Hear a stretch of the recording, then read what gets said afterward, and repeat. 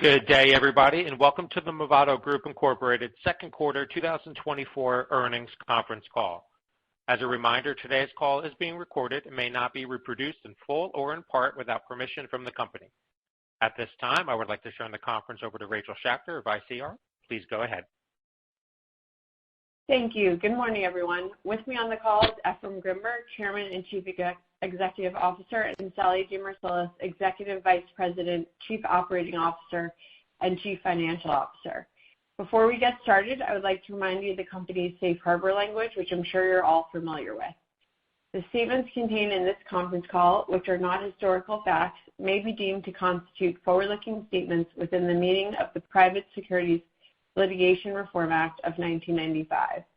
Actual future results may differ materially from those suggested in such statements due to a number of risks and uncertainties, all of which are described in the company's filings with the SEC, which includes today's press release.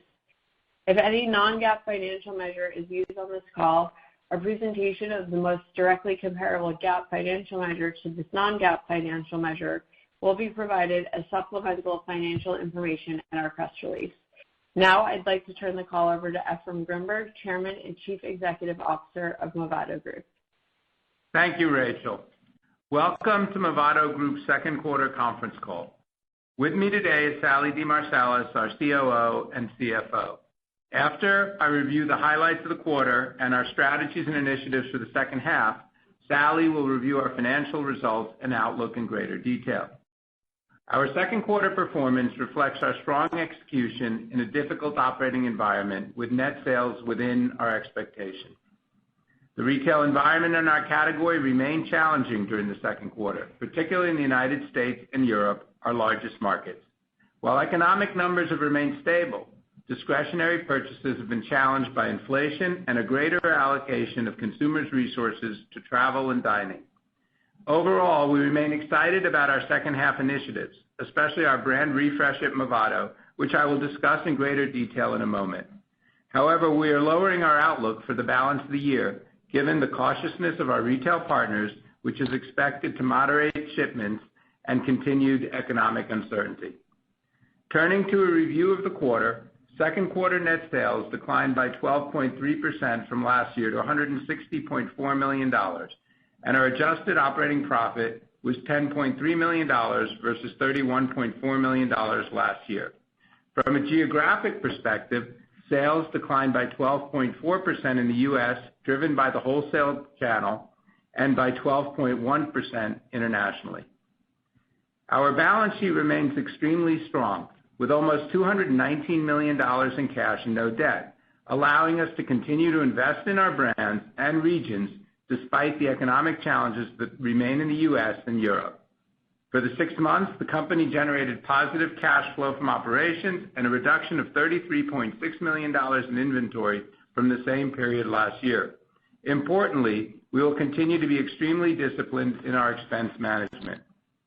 As we had mentioned in our last conference call, we have begun embarking on a brand refresh for the Movado brand, and we are very pleased with the progress that we have made. From a product perspective, this fall, we will launch the most important collection of new products in our Bold collection since we first launched Bold over 10 years ago. Included in this introduction is the refresh of our best-selling Evolution family, Evolution 2.0. With new sharper price points, the collection now opens at $595. We are also refreshing the original Bold TR90 collections with a brand new and exciting design in a variety of colorways. In addition, at the top end of our Bold assortment, we are launching a new titanium diver that will retail at $1,495. In our Movado Core collection, we just launched a museum classic chronograph collection that has gotten off to a very strong start. As I mentioned earlier, we're introducing a total brand update for the Movado brand, which includes new marketing initiatives that will roll out over the next few quarters, beginning with the launch of our new brand building campaign in September. As part of this initiative, we will return to magazines for the first time in a number of years. In addition, we will launch an outdoor campaign in New York, Miami, Los Angeles, and Chicago to complement our strong presence in digital campaigns. During the fourth quarter, we will round out the campaign with a significant program in both linear and digital TV. This will be the most significant investment we have made behind our flagship Movado brand in several years. While recent history has demonstrated a significant shifting where consumers consume media, we believe that incorporating a broad media mix is important to our brand building efforts, as we have found that our customers engage with multiple media outlets. During the quarter, it is important to note that our Movado.com business returned to growth. With a challenging retail environment in North America, we experienced a single-digit decline for both the quarter and year-to-date period in our outlet stores, where we were up against a strong spring from last year. We have also intentionally slowed down the growth of our digital outlet channel, where we believe we were opening with products that were too sharply priced. As always, we will take the right decisions for the long-term health of our brands. In our fashion brands, we continue to deliver innovation with compelling value and will support our licensed brand partners with strong regional marketing programs to build category awareness for our powerful licensed brand portfolio. For the fall, we have strong marketing initiatives planned in our key European markets, supporting both our watches and jewelry in digital venues, billboards, and at the point of sale. For the quarter, Europe remained challenging, while we saw strong results in India and the Middle East and a return to growth in China. In Tommy Hilfiger, we have seen a strong performance from our spring introductions, particularly our opening price points. For the fall, we're excited about the introduction of Clark for him and Lexi for her, both multifunction models that begin at $189. The Hugo Boss brand continues to amplify its messaging, and we are continuing to partner with them on these efforts. We have seen a strong reception from consumers to our Troper and Gregor families. For the fall, we will continue to support these two leading families, as well as introduce the new Top Chronograph collection and our new Candor Automatic Sport Luxe family, opening at under $400. For Boss, we will amplify our messaging at the point of sale, as well as supporting the brand with our digital marketing efforts. We are excited that for this holiday season, we will partner with the new Boss brand ambassador, Suki Waterhouse. In Coach, we have seen success with our Caddy family. For the fall, we are introducing our new Elliot family, both for him and her. Elliot is a strong collection which opens at $125. We are continuing to partner with Jennifer Lopez on our Coach marketing efforts globally and with Curly Gao in China, where we have seen strong growth during the first half. Lacoste is performing very well at retail, where we have seen strong sell-through of our third generation of our Lacoste 1212 collection, inspired by the brand's iconic polos. We have also seen excellent results from our introduction of Lacoste jewelry for both men and women. This fall, we will introduce a 1212 automatic collection retailing at $255 and a new sporty diver family called Finn. In Calvin Klein, we are pleased with the progress for our second year of our introduction into the watch and jewelry category. This spring, we saw strong retail sales performance of our featured Sensation family with a uniquely shaped case design. For men, our leader has been black, a multi-eye modern design.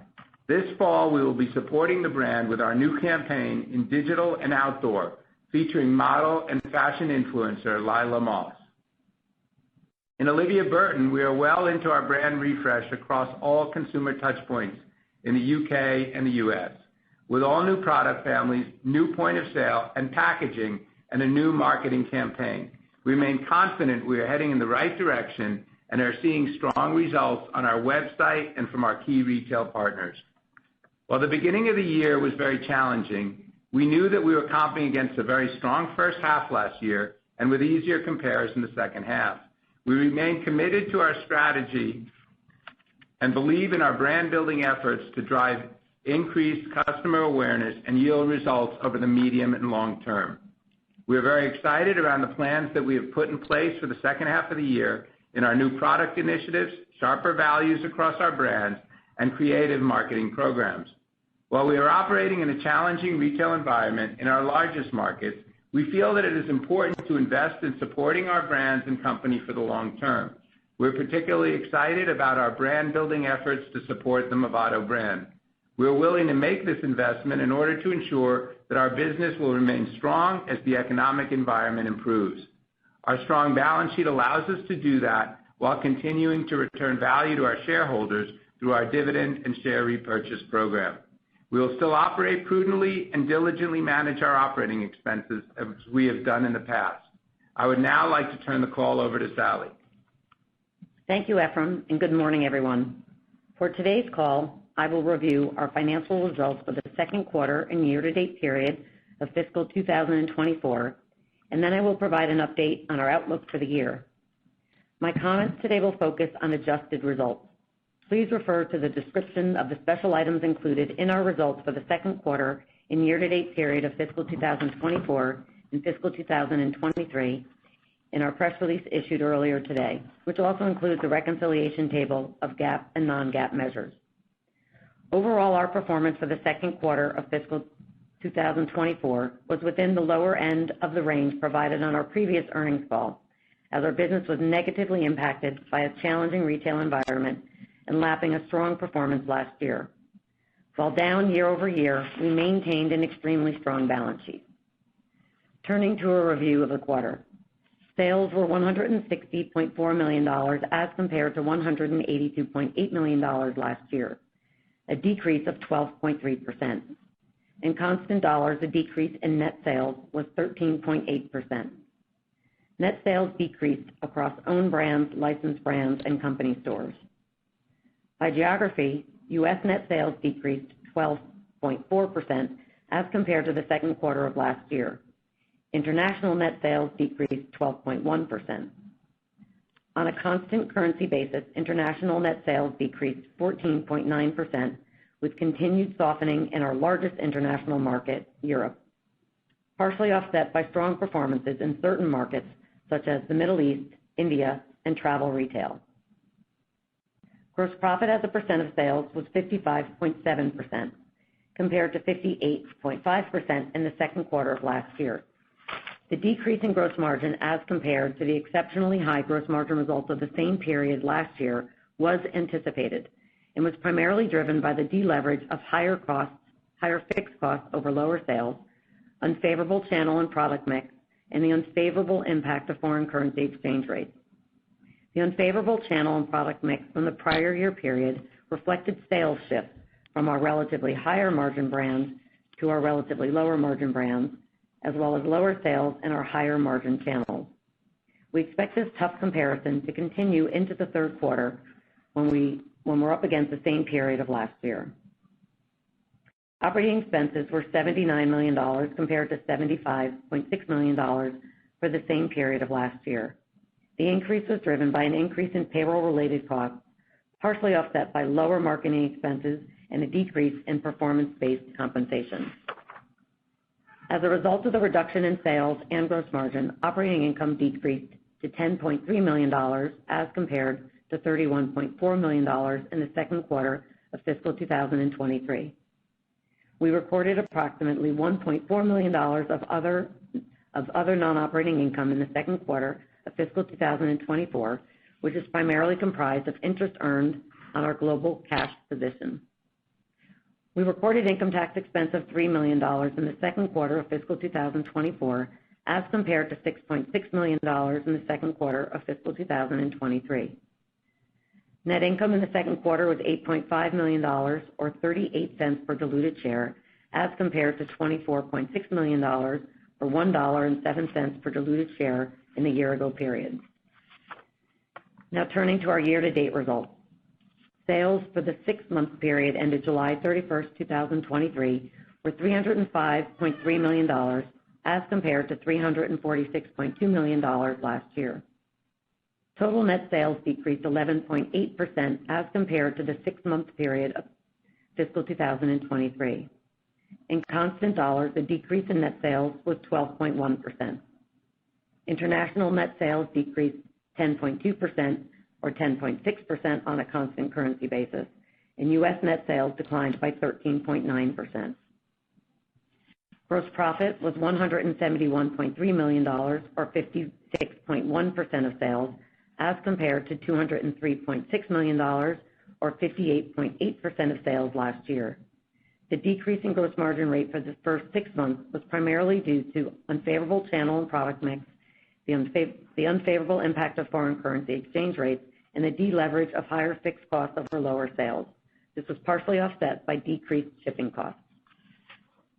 For the 6 months ended July 31st, 2023, operating income was $21.9 million compared to $57.4 million in fiscal 2023.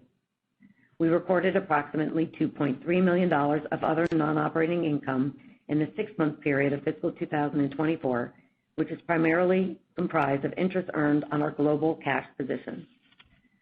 Net income was $18.2 million, or 80 cents per diluted share, as compared to $43.7 million, or $1.89 per diluted share in the year-ago period.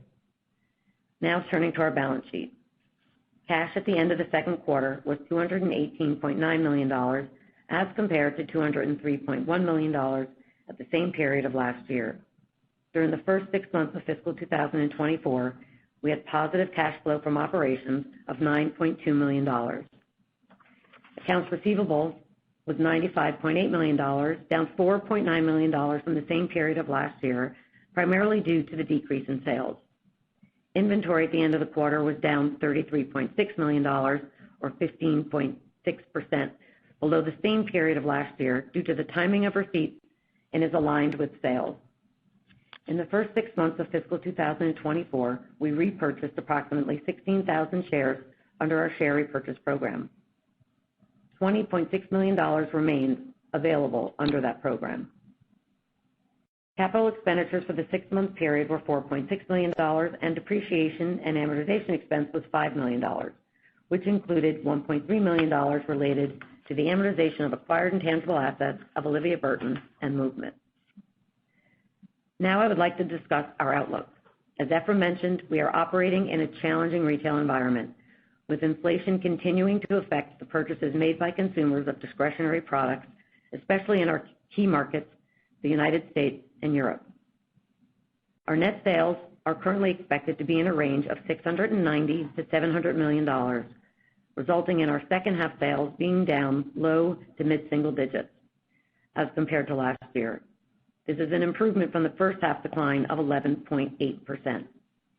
We expect gross profit of approximately 55% of sales for the year. As previously discussed, we are planning to prudently invest in our brand building initiatives while we continue to tightly manage our discretionary spending, and therefore we expect operating income in a range of $62.5 to $65 million. Based on our global footprint and our estimated jurisdictional taxable income, we anticipate a 23% effective tax rate with an expected range of earnings of $2.15 to $2.25 per diluted share. I would now like to open the call up for questions. Thank you. We will now be conducting a question and answer session. If you would like to ask a question, please press star 1 on your telephone keypad. A confirmation tone will indicate your line is in the question queue. You may press star 2 if you would like to remove your question from the queue.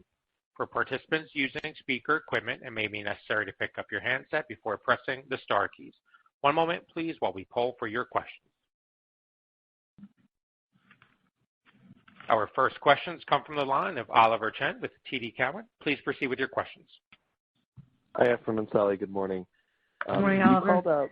You called out the U.S. consumer as well as just thinking about the consumer and weakness, yet the results were in line with your expectations. Would love your thoughts on what's changed since the past quarter and what you're seeing in the environment. Also, Ephraim, on the product innovation, it sounds like you're really focused on opening price points. Would love your thoughts on that and what you need to do.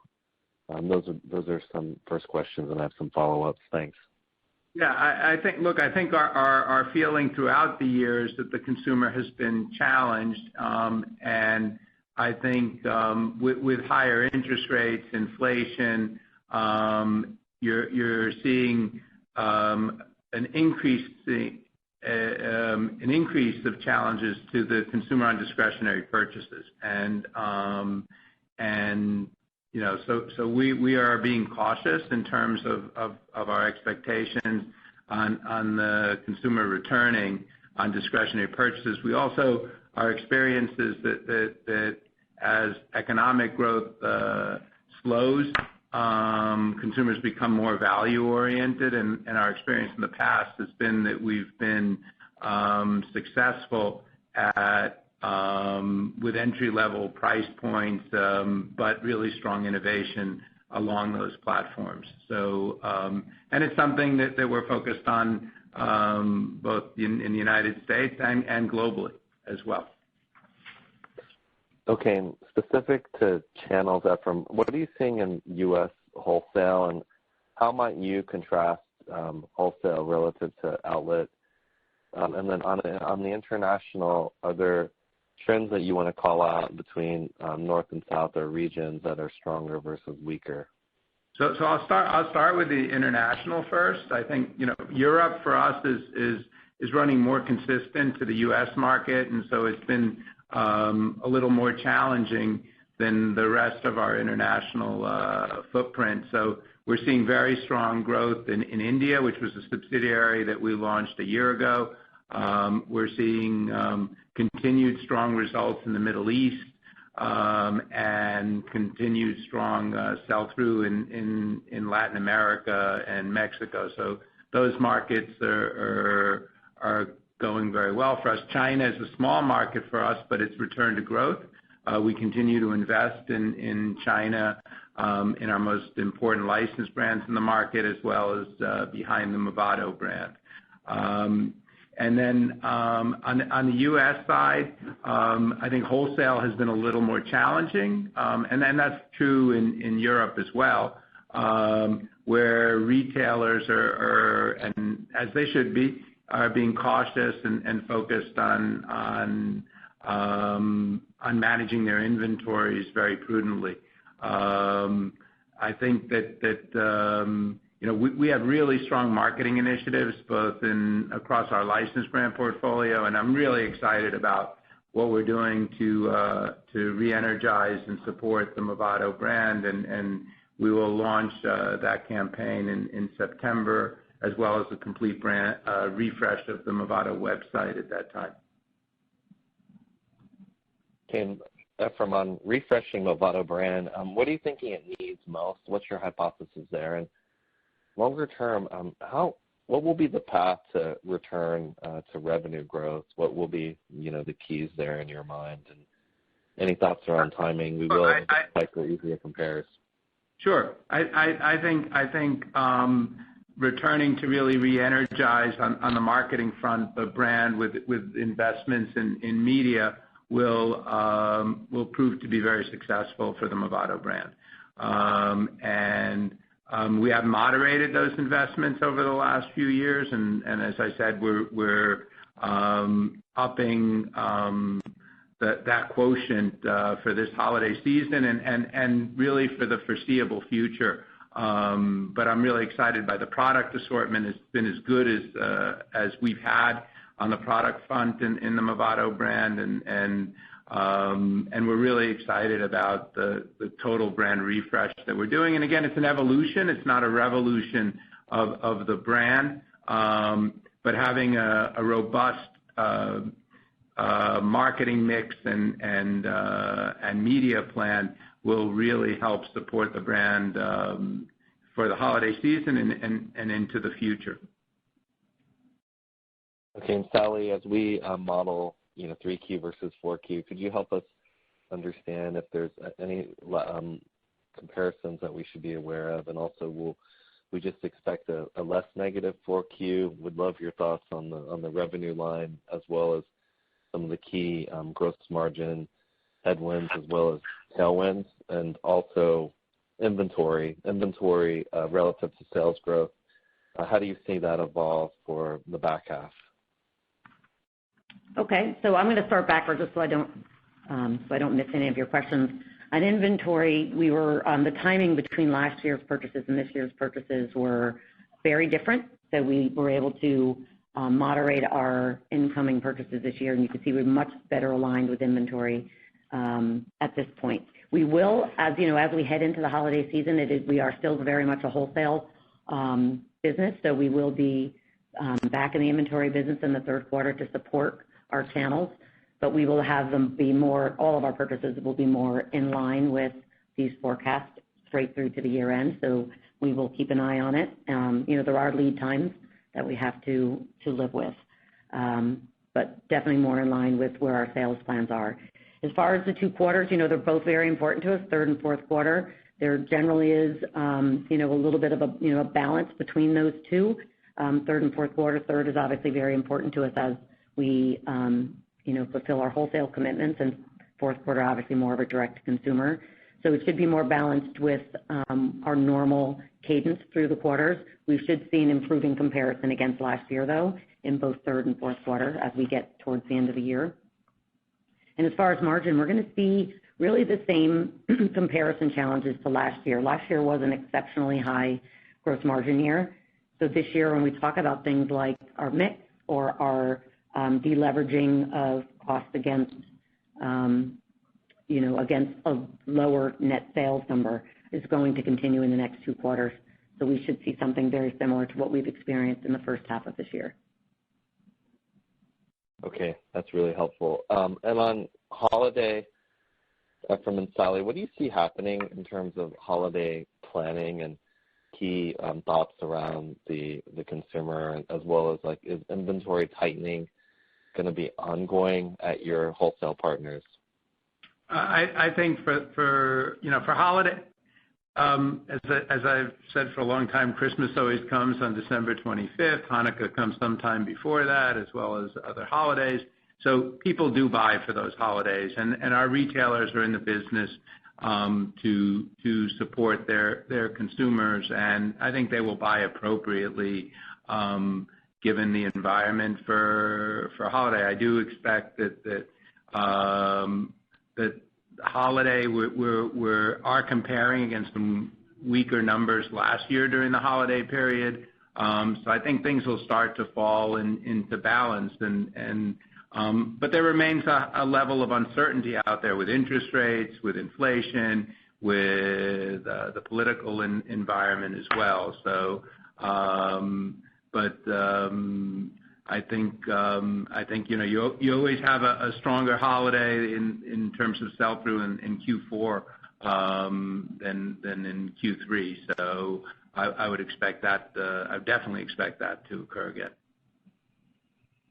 Okay, and on this was an earlier question, a follow-up to a follow-up. The average unit retail, as you think about your portfolio, should we assume that the overall AUR, may go down or will hold and be offset by transactions? Just how does it sum up for the bottom line on some of these changes you're making? That would be helpful as well. So I think what we're doing is we're backfilling some entry-level price points that we had vacated. But I think overall we will see a flattish AUR over the next year. So I'm not, I think that it's not a lot of different. It's not a big bulk of our offering, but it enables consumers who are more challenged to enter the brand at accessible price points. Thanks. And last question, you have a really strong balance sheet. It's always been a hallmark of your financial perspective. Just thoughts on cash and how you're thinking about free cash flow generation and return to shareholders. Thanks. So obviously our dividend continues to remain very important to us, and so that is part of our balance sheet, as well as share repurchases, but I think it is that balance sheet that allows us to feel comfortable to focus on medium and long-term initiatives when times become more challenging that yield overall long-term value to shareholders. Okay, we're excited to see Bold back. Best regards. Thanks. Okay, thank you very much. Thank you. There are no further questions at this time. I would like to hand the call back over to management for any closing remarks. Okay, I'd like to thank all of you for participating with us today, and those in the United States, wish you a very good upcoming holiday weekend and the end of the summer. Thank you very much, and we look forward to talking to you in our third quarter conference call. Thank you. That does conclude today's teleconference. We appreciate your participation. You may disconnect your lines at this time. Enjoy the rest of your day.